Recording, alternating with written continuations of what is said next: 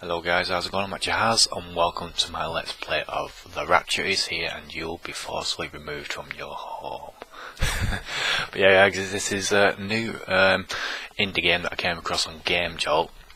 Not much description has been given for this game. It always said that basically it says that the world ends in 20 minutes. That's all the description is, but from the video it's like a UFO alien type game, but I'm not entirely sure. But I thought I'd give this a whirl for you guys anyway to see what it's like. So hope you enjoyed the video. Let's get to it.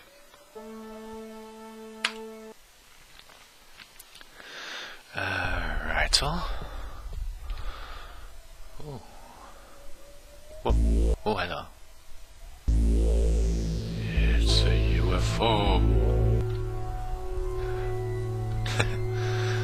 But yeah, I'm not entirely sure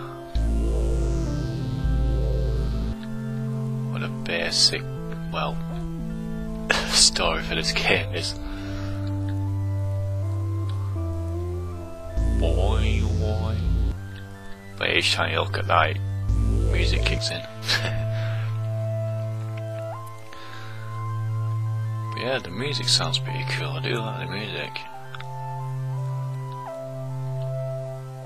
Whoa, whoa, whoa, whoa.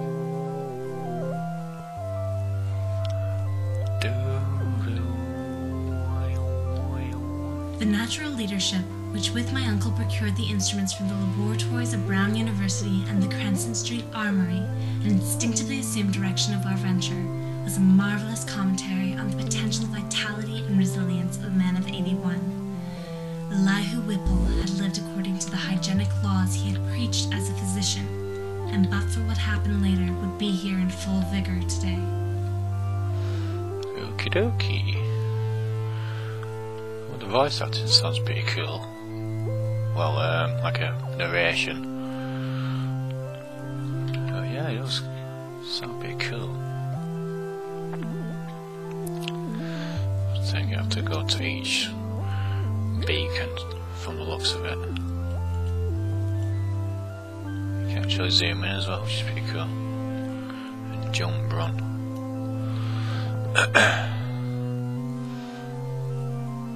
Boy.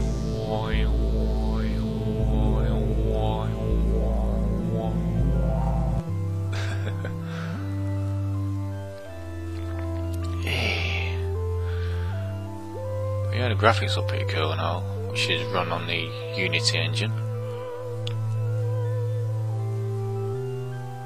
Had I, in full hideous fact, been drawn back to a pre-human world of 150 million years ago, in those dark, baffling days of the amnesia?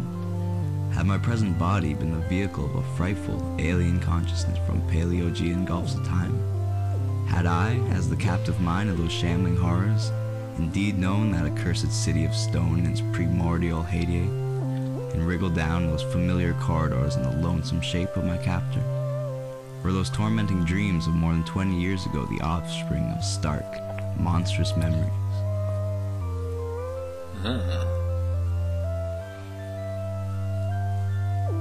What's that? Oh. My name is Nathaniel Wingate Peasley, and those who recall the newspaper tales of a generation back, or the letters and articles in psychological journals 6 or 7 years ago, will know who and what I am. The press was filled with the details of my strange amnesia in 1908 until 1913. Oh. Is it just me, or is that UFO moving? It looks like it is.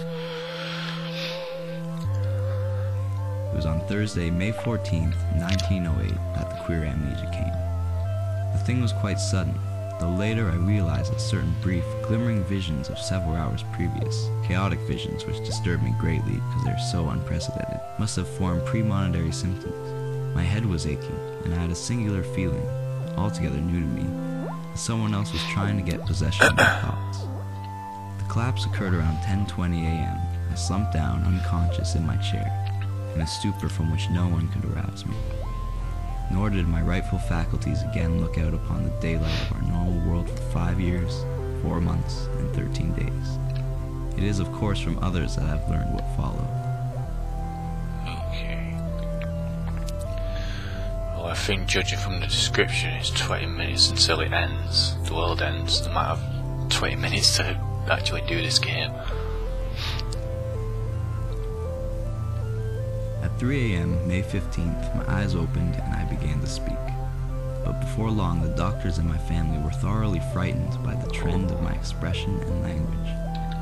It was clear that I had no remembrance of my identity and my past, though for some reason I seemed anxious to conceal this lack of knowledge. My eyes gazed strangely at the persons around me, and the flexions of my facial muscles were altogether unfamiliar. Even my speech seemed awkward and foreign.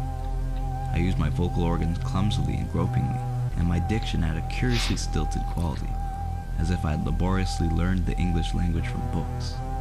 The pronunciation was barbarously alien, whilst the idiom seemed to include both scraps of curious anachronism and expressions of a wholly incomprehensible cast. The most merciful thing in the world, I think, is the inability of the human mind to correlate all of its contents. We live on a placid island of ignorance in the midst of black seas of infinity, and it was not meant that we should voyage far. The sciences, each straining in its own direction, have hitherto harmed us little. But someday, piecing together of disassociated knowledge will open up such terrifying vistas of reality and of our frightful position therein, that we shall either go mad from the revelation, or will flee from the deadly light into the peace and safety of a new dark age. I shall never knowingly supply a link in so hideous a chain. I think that the professor too intended to keep silent regarding the part that he knew, and that he would have destroyed his notes had not sudden death seized him. That's all.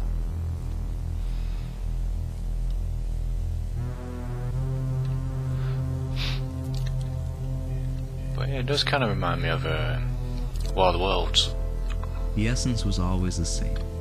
A person of keen thoughtfulness, seized with a strange secondary life, and leading for a greater or lesser period, an utterly alien existence typified at first by vocal and bodily awkwardness, and later by a wholesale acquisition of scientific, historic, artistic, and anthropological knowledge. An acquisition carried on with a feverish zest and with a wholly abnormal absorptive power.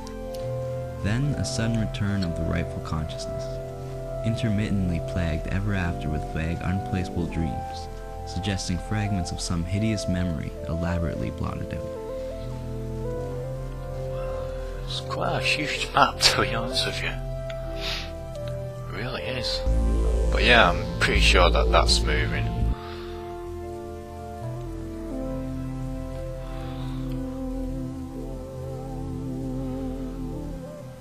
Yeah, I'm not entirely sure, like I said before, whether I have exactly 20 minutes before, I don't know, that destroys us.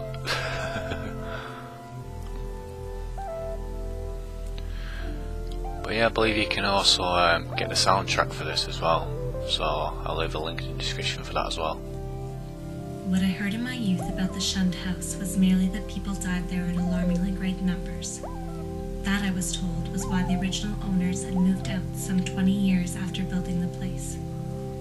It was plainly unhealthy, perhaps because of the dampness and fungus growth in the cellar, the general sickish smell, the drafts of the hallway, or the quality of the well and water.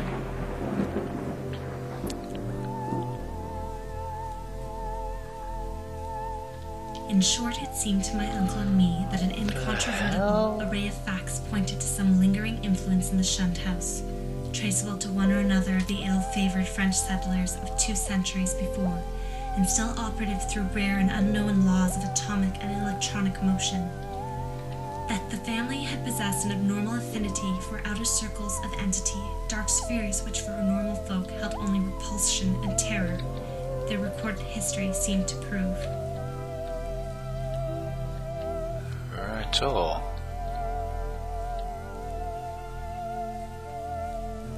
To declare that we were not nervous on that rainy night of watching would be an exaggeration both gross and ridiculous. We were not, as I've said, in any sense childishly superstitious, but scientific study and reflection had taught us that the known universe of 3 dimensions embraces the merest fraction of the whole cosmos of substance and energy. In this case, an overwhelming preponderance of evidence from numerous authentic sources pointed to the tenacious existence of certain forces of great power, and so far as the human point of view is concerned, exceptional malignancy. Okay.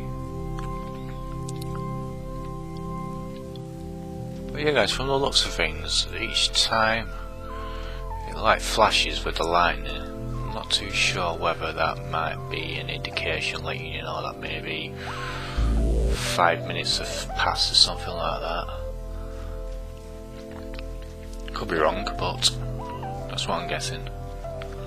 Right, where's that blue one?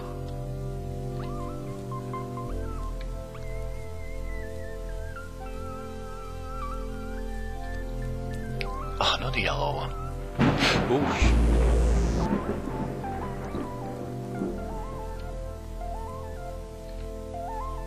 Just keep coming out of nowhere.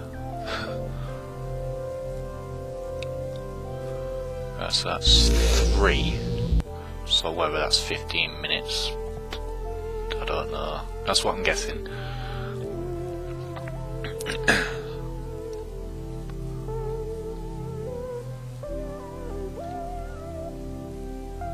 Also wasn't there before, was it? Don't remember them being there before.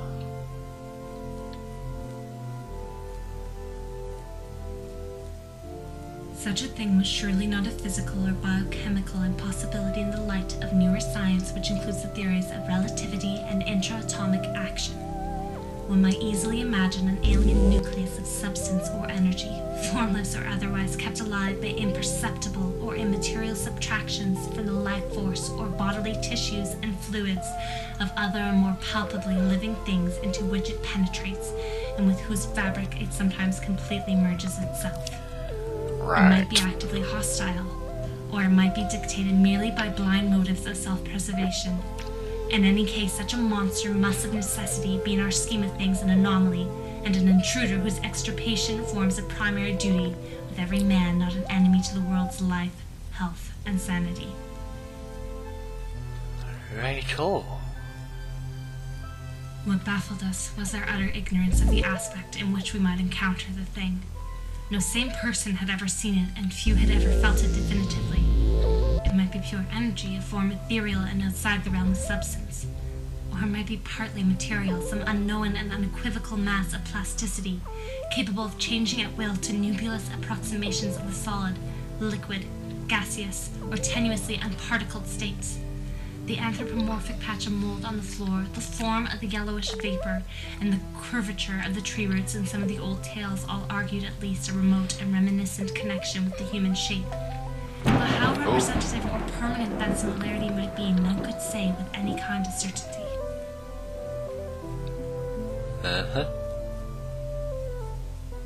West of Arkham, the hills rise wild, and there are valleys with deep woods that no axe has ever cut. There are dark, narrow glens where the trees slope fantastically, and where thin brooklets trickle without ever having caught the glint of sunlight. On the gentler slopes there are farms, ancient and rocky, with squat moss-coated cottages brooding eternally over old New England secrets in the lee of great ledges. But these are vacant now, the wide chimneys crumbling and the shingled sides bulging perilously beneath low gambrel roofs. The old folk have gone away, and foreigners do not like to live here. French Canadians have tried it, Italians have tried it, and the Poles have come and departed. It is not because of anything that can be seen or heard or handled, but because of something that is imagined. The place is not good for the imagination. It does not bring restful dreams at night. It must be this which keeps the foreigners away, for old Ammy Peace has never told them of anything he recalls from the strange days. When I went into the hills and vales to survey for the new reservoir, they told me the place was evil. Huh. My knowledge of the Thing began in the winter of 1927 with the death of my granduncle, George Gamble Angel, Professor Emeritus of Semitic Languages in Brown University, Providence, Rhode Island. Professor Angel was widely known as an authority on ancient inscriptions and had frequently been resorted to by the heads of prominent museums. So this passing at the age of 92 may have been recalled by many. And as my granduncle's heir and executor, for he died a childless widower, I was expected to go over his papers with some thoroughness, and for that purpose, moved his entire set of files and boxes to my quarters in Boston.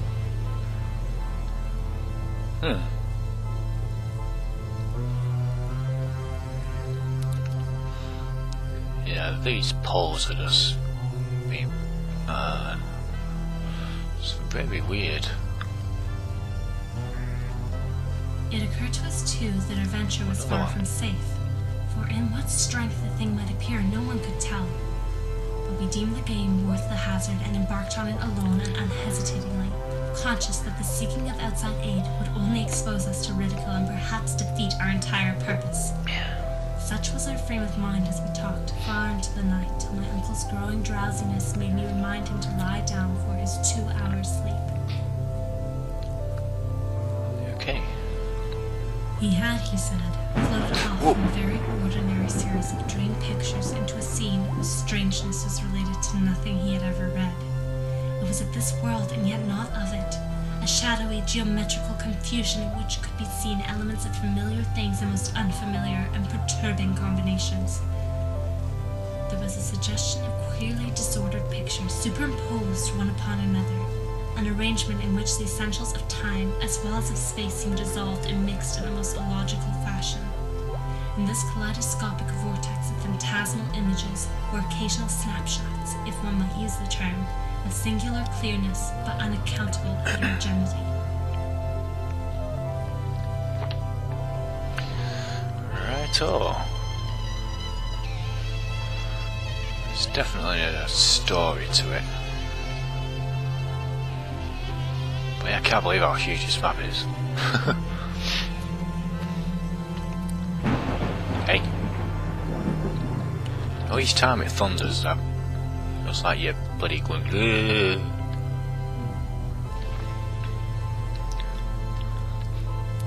Well, I'm sure 20 minutes has passed already now.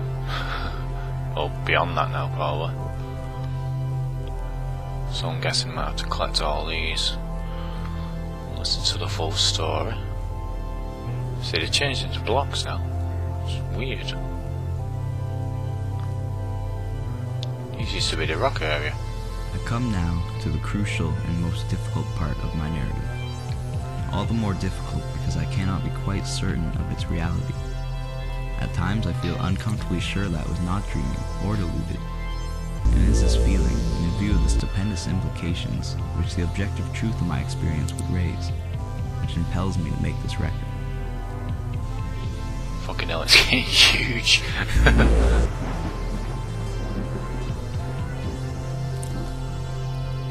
Primal myth and modern delusion join in their assumption that mankind is the only one, perhaps the least, of the highly evolved and dominant races of this planet's long and largely unknown career.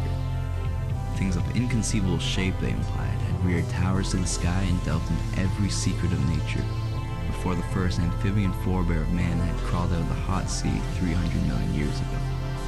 Some had come down from the stars, a few were as old as the cosmos itself, and others had arisen swiftly from terrene germs as far behind the first germs of our life cycle, as those germs are behind ourselves.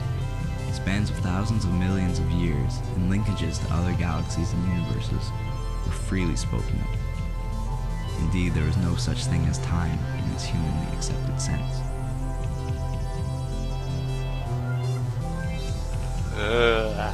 But most of the tales and impressions concern a relatively late race, of a queer and intricate shape, resembling no life form known to science, which had lived till only 50 million years before the advent of man. This, they indicated, was the greatest race of all, because it alone had conquered the secret of time. It had learned all things that ever were known, or ever would be known on the earth, through the power of its keener minds to project themselves into the past and future, even through gulfs of millions of years, and study the lore of every age. From the accomplishments of this race arose all legends of prophets, including those in human mythology. What's going on?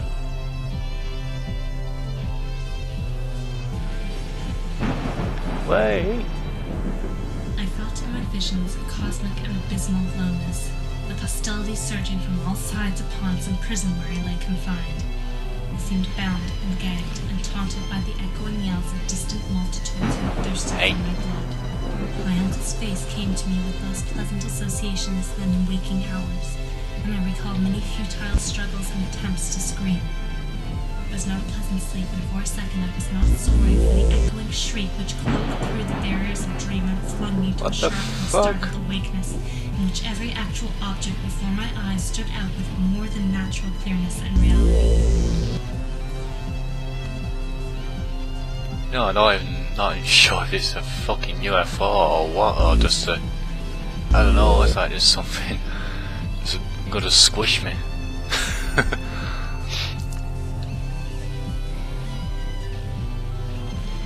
But yeah, this thing is fucking huge. With this eon embracing knowledge, the great race chose from every era and life form such thoughts, arts, and processes as might suit its own nature and situation.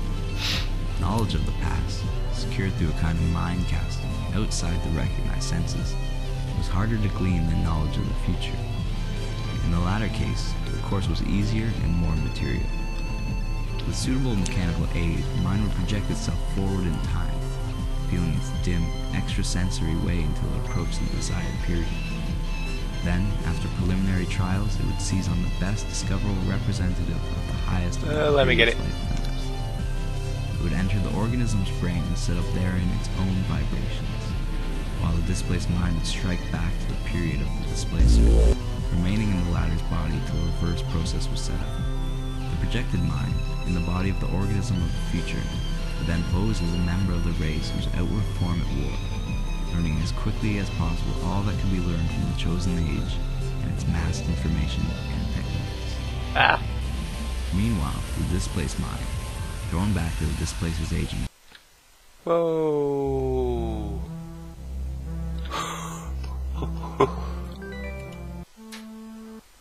Wow, that was weird. That was really weird. But good. I really enjoyed that. That was pretty awesome, to be honest with you. Very, very different from what I usually play. Very unique as well. But yeah, guys, developers of this, well done. Really, really good game. More towards the story and narration wise. The voice acting was pretty sweet, pretty awesome. So, a thumbs up for the voice actors who narrated the story to it. But yeah, the map is huge. You might, I'm not entirely sure whether you might have to exactly be able to listen to everything that's in the game. But yeah, that map is huge. It's going to take probably a few goes to actually listen to all of them if you can. But yeah, I do like the colours. Yeah, look at it just fading from red to orange to yellow. It's really amazing. It does really remind me of the War of the Worlds, which won't surprise me if the developers of this game that was inspired from it to make this. But yeah, I give this game really, really high hopes for this. But yeah, guys, I hope you enjoyed the video. Feel free to like, comment, share and subscribe. And as always, I'll leave a link in the description so you guys can try it out for yourselves. But yeah, you can play it on the Game Jolt site, or it is recommended that you download the game, because it does say on the site that it's recommended to download the game so you can play it whenever you want. But yeah, you can also get the soundtrack as well, which is available, so I'll leave a link in the description as well. about that. But yeah, I really enjoyed this game, really do. So yeah, amazing game, guys. Again, hope you enjoyed the video. Feel free to like, comment, share and subscribe. This is HatCHeTHaZ. I shall see you soon.